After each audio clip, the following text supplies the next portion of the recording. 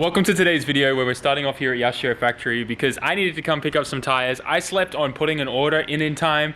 Actually, I just completely forgot about placing an order for tires for the competition. So Okajan had a bunch in stock. We've got those loaded into the K-van right now. And if you guys were watching the last video, you know I bought some lights for Okajan's welding area. We'll get to that in a little bit, but it's a Kuroneko bus. That's like the, I guess the equivalent of like the UPS mail bus, a USPS mail bus in the States. But we got some 08Cs in here. We're gonna mount those up tomorrow and get ready because we have a practice day on Wednesday. And then 2 days after that, the big competition this weekend on Saturday. So those are all ready and loaded up, but I wanna show you this. So I went to Costco the other day and got my toolbox, but I also got some lights for Okajan's welding area. This is how his, like how dark it always is. That's the only light he has there. I don't know how he works like that. So I put it upon myself to make sure we get him some proper lighting in here. Check this out. Sensors and everything. The place is lit up like a Christmas tree now. It's so good. You've got manual like pull strings on them as well. These are so cheap, like 25 bucks a pop. But look at this. Now you can actually work in there and see what you're doing and not trip over everything. I hate working in the dark. It's like one of my biggest pet peeves. So I'm glad we solved that for him. I sent him a video and he was mind blown. So I love it. Super recommend always working in light because I think, I don't know. My parents always told me that if you work in the dark or try to read like in the dark, it can actually damage your eyes. I don't know if that's scientifically proven or not. But anyways, we had some conversations about things we're doing to my SR since we're taking it out for turbos stuff after the competition, and things have escalated. So after the competition, two things are either going to happen. My exhaust manifold is so shot that it's just not recoverable whatsoever, and I'm just going to sideline the car. We're going to pull the exhaust manifold off and start pulling the engine out right away. Or the exhaust manifold is still drivable and okay. There's no like crazy cracks in it because there is an Okajuku the following like that literally in like 4 days after the competition. So we might still get to drive it one more time, and then everything comes out, engine comes out and everything. We want it ready for the next Okajuku in the following month. We have 2 weeks to build a fully forged HKS SR20 that's going to be going in to my S15 with a Link ECU, fully tuned, the brand new Garrett G25, all within a 2-week period. It's gonna be crazy. We're gonna be pretty much staying here at Yashio Factory for the entire thing, but yeah, things have definitely escalated. I was kind of like, look, if we're pulling the engine, I don't want to waste my time with that opportunity. I already got, you know, studs and head gasket and stuff for it because there's no point putting a new hot side on without doing studs and a gasket, because right now it's still factory OEM head gasket and studs. I don't know how I've been pushing 1.3 bar in that thing for over nearly 2 years non-stop drifting, and that it hasn't blown like the head gasket or anything. So hopefully everything's fine for the next couple of drift events. I'm not worried whatsoever about it. I think it will. The only failure point will be that manifold. But yeah, we're gonna be doing a full HKS forged SR20 build. I'm excited. I can't wait till the parts arrive and stuff, but keep an eye out for that. It's gonna be so nostalgic for me because it's kind of like, you know, we built the Sylvia in the Yashio Factory workshop together with Okajan, and now being able to build the motor as well. I'm excited as well because this will be the first motor that I'll be doing hands-on building it myself. Okajan's gonna be looking over my shoulder, making sure I do everything right and teaching me how to build an SR. So I'm pumped about that. Hope you guys are too. Some cool content coming down. But from here, I'm gonna drive home and we'll pick up the vlog from tomorrow. So let's, I'll see you in the future. It's a new day and we've just arrived at the shop. It's good to see the Evo's all nice and dry. We're going to do a bunch of work on that today, remove those under trays and really get a good look at what's happening under there. Hopefully no more crazy rust. We've got to do some tire changing obviously for the upcoming drift events. I need to just do a bit more maintenance on this today. A few of these like pistons and rods here are held on by zip ties. As you can see, like that'll just come straight off, and then see how that slides off like that. So normally there's a washer and like these little pins here go on them. So I had to get a couple of those from the home center so we can pop those on today and get that fixed. And then we'll be ready to get everything ready for the S15 for the practice day and then the competition on the weekend. So hopefully, fingers crossed, man, the exhaust manifold on this holds out. Anyways, I'm gonna get straight into it, unload the car, and then we'll get to work on the Evo after we get all the tires changed. So first thing that I'm working on is replacing some more of these like pneumatic quick release airline fittings that had broken. This is the last one that we need to do. It was a little bit hard to find all of this stuff, like just at like local home centers and stuff like that. Some of these I actually just bought off Amazon. It was easier to just kind of find them on Amazon here. But yeah, super important. I just put a little bit of the Loctite 577 thread sealer on these. It just really makes sure that you don't get any leaks. I mean, you can use like Teflon stuff as well, but this stuff's just better, and I've never had any issues with it. So we're gonna get this stuff on here, then we're gonna thread her in, and we'll be done and ready to change tires. It's in a little bit of a tight spot under here. The best thing about these fittings is if you've ever used them before, you can use these for like wastegate lines too, and they're just really efficient. They use like a hard kind of like plastic line, so they're generally a lot better than like the typical rubber vac lines, especially under like high boost applications on your wastegates and stuff. So yeah, you can use this too. Also, a lot of drag racers use this when like using CO2 to operate their wastegates and stuff, which is like an entirely entirely different when it comes to wastegate control, not using like manifold pressure and stuff. And then that just pushes in and locks into place. And now we're done. And this thing should be able to rotate without any lines now dragging. Before, because those lines were broken, those connectors, it would drag. And now we're good, nothing contacts. We can push this in. Hang on. Oh, air's not hooked up. There you go. Close up, no air lines getting caught or nicked, and rotating shouldn't be a problem. Perfect. Everything's all fixed now. You can see in there the belt going. Looks good.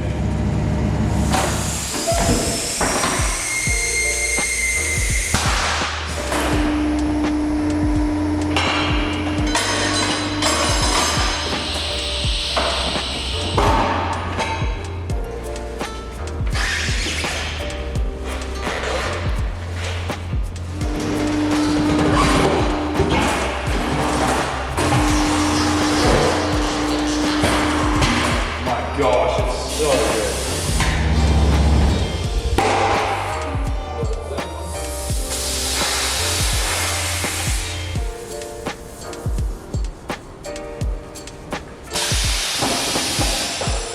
No slipping of the belt, nothing. These belts, so good.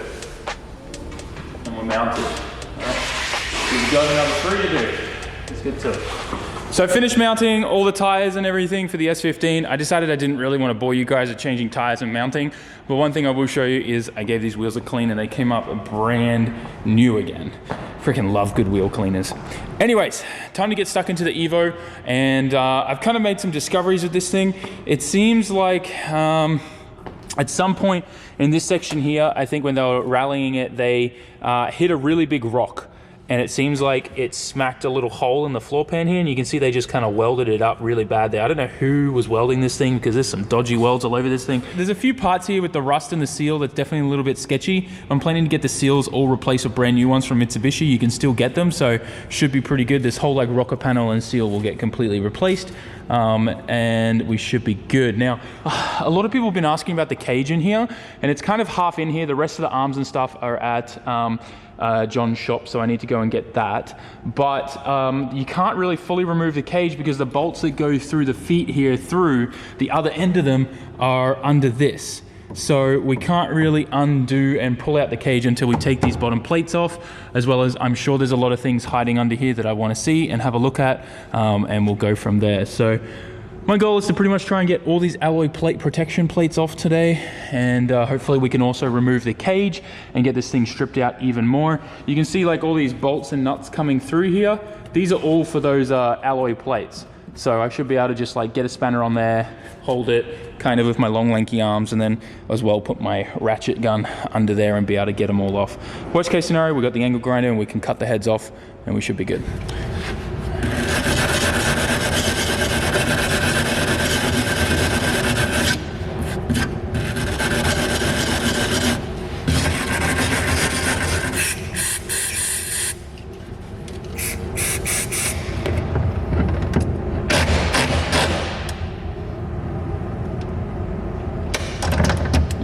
disappointing.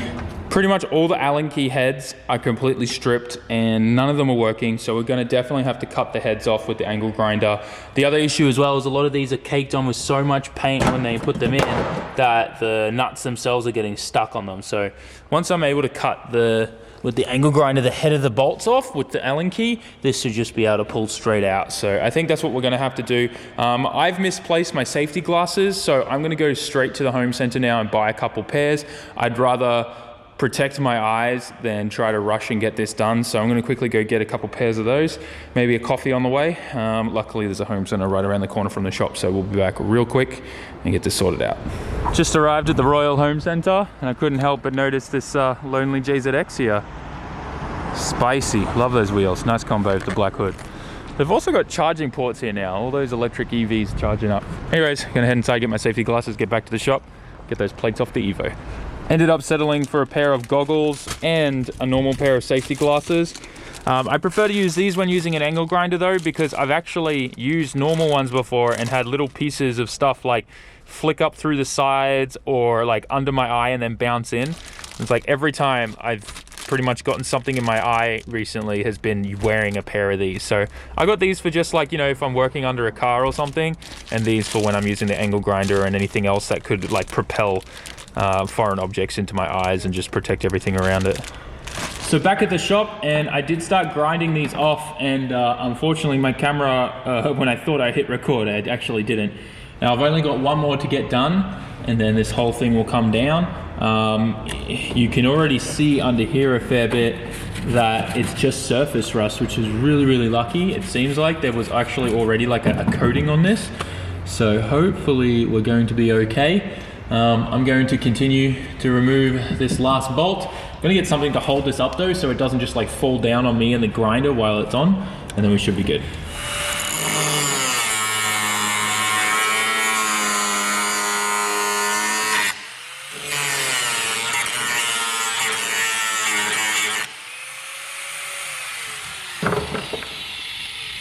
All right, it is completely removed now.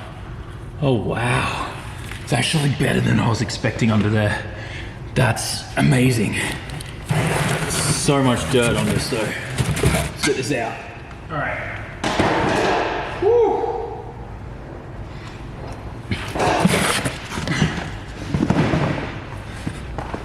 Oh my gosh, it's actually not bad.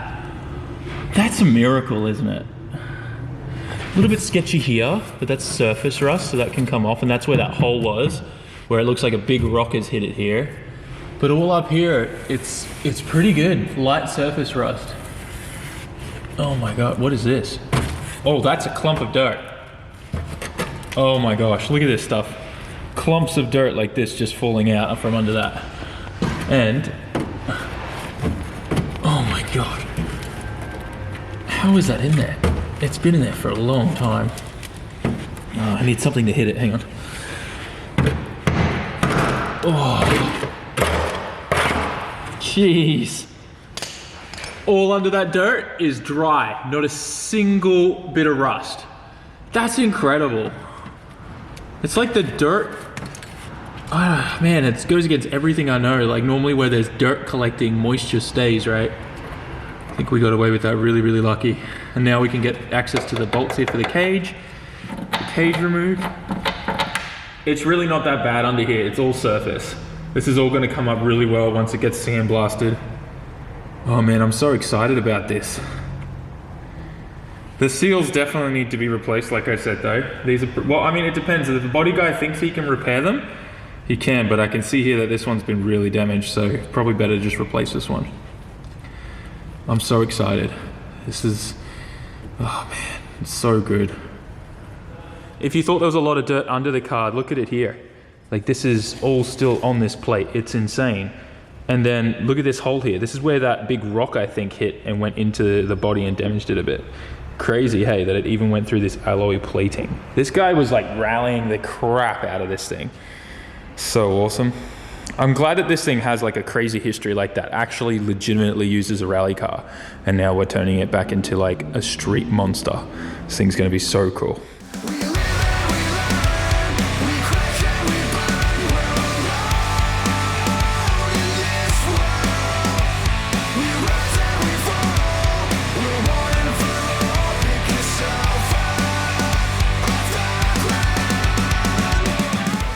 think we're done. And I can just, yep, we're done. Oh my gosh. What's the underside look like on this? Yeah, mainly just all surface again. Yeah, it's all pretty much just surface rust. Man, we got away so lucky. It's all surface. So lucky. So good. This is kind of crazy for me to look at, but look at my glove. All these holes are from sparks hitting it. Like, I didn't even feel that. That's kind of crazy. Anyways, these are all the I guess like what's left of the bolts that we've removed from that side. We've got them all on this side too. And all these holes are going to get welded up before, obviously, like when the whole bottom gets treated and all that kind of stuff. All these extra holes are going to get welded up. I'm going to be removing the harness things here too, because it's just not necessary to have those. I think this was for like one of those crazy 6-point harnesses, because you've got 2 here, 2 there, and then there was the other points up the back here, another one there, and then there was one there that was taken out. But yeah, it's kind of insane. What's that? 1, 2, 3, 4, 5, 6. Yeah, 6-point. So yeah, a little bit of weight reduction there, guys. All of these can go in the bin. Memory of what was. I can't believe we just removed all of this off the car. It's crazy. So good. And yeah, like I said, all surface rust. All going to be able to fix all of this. It looks bad, I think, on camera. It probably looks worse than it actually is in real life. But yeah, I'm pretty happy about that. In the rear here, we just need to remove this cover here over the diff, and then these 2 plates that are over the fuel tank, which these ones are just 12 mils, it looks like. So we should be able to get those off pretty easily, I think. So that should be off in a second. I'll just quickly grab the rattle gun and get those zipped off. So I don't know what kind of spider this is, but there are tons of these all under the car.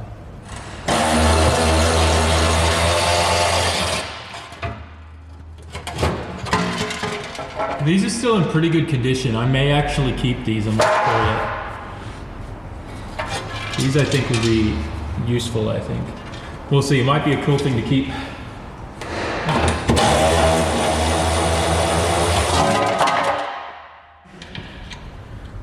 Ooh. They actually use the correct standard Allen keys here, and it looks like it's going to move. Okay, great. That's good news. We can get this plate off a lot easier then. Let's make sure the front ones move too. Yeah, good. Really happy. Oh look, this one's coming all the way out. That's brilliant. Oh, that's so good. I'm so happy about this. The only Allen key bolts that actually come out are the ones on the diff plate. Oh, so happy. Look at this, beautiful, coming out, ease. This isn't OEM, right? No, this can't be OEM. Oh man, so happy. Now these back ones, I need to just get a spanner on these top things. I think they look like 13s to me, but let's see. Let's find out. 12 or 13. Put your bet down in the comment section right now. Oh, they're 13s. Alright. There we go. Diff plate off. And there's like, how are rocks like everywhere on this thing? It's crazy. Like there's a rock wedged up in here. See if we can tap it out. There it is. This rock, huge rock, just like jammed and wedged in between the frame there. Alright. Well, we got it off. I just finished pressure washing under the car again, and I'm going to push it in and put it back in its spot. So that way I can get the S15 out tonight, because I need to take that one for the drift day that's coming up. Also, I know the shop is really echoey, but as we build more in here and fill it with more things, the echo should disappear. Especially when we get like the second floor and all that other stuff going on. So please bear with the echo as long as you can. The more we fill it, the less it'll get. Anyways, I'm gonna push this thing in by myself. Should be pretty doable. There we go.